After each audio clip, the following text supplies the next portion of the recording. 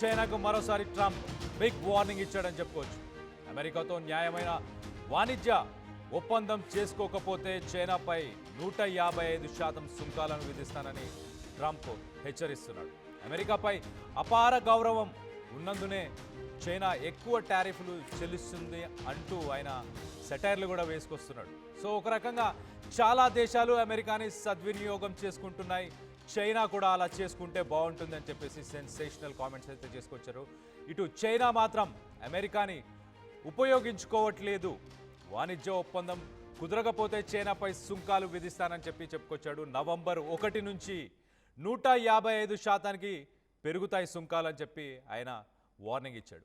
China పరస్పర రాయితీలు ఇస్తే టారిఫ్లు తగ్గించడానికి సిద్ధంగా ఉన్నాం. 2 వారాల్లో సౌత్ కొరియాలో జీపింగ్తో ట్రంప్ భేటీ అవ్వబోతున్నాడు. మనం గతంలో చూసాం 2-3 రోజుల కింద చైనా రేర్ ఎర్త్ మెటల్స్కి సంబంధించి అమెరికాపై సుంకాలను విధించింది. దానికి సంబంధించి రిస్ట్రిక్షన్స్ని తీసుకొచ్చింది. దాని తర్వాత అమెరికా వెంటనే చైనాకు సంబంధించిన ఎయిర్లైన్స్పై సుంకాలను విధించింది. దాని తర్వాత ఇప్పుడు అల్బనీస్ గవర్నమెంట్తోని ఆ రేర్ ఎర్త్ మెటల్స్ ఏదైతే చైనా రిస్ట్రిక్షన్స్ తీసుకొచ్చిందో దానికి సంబంధించి ఒప్పందం అల్బనీస్ గవర్నమెంట్తోని ట్రంప్ చేసుకున్నాడు. సో తనకు కావాల్సిన rare earth metals Albanese government నుంచి తీసుకుంటున్నాడు. సో ఇప్పుడు చైనాతో పని లేదు ఎక్కువ. సో వెంటనే చైనాపై సుంకాలు విధించాలి.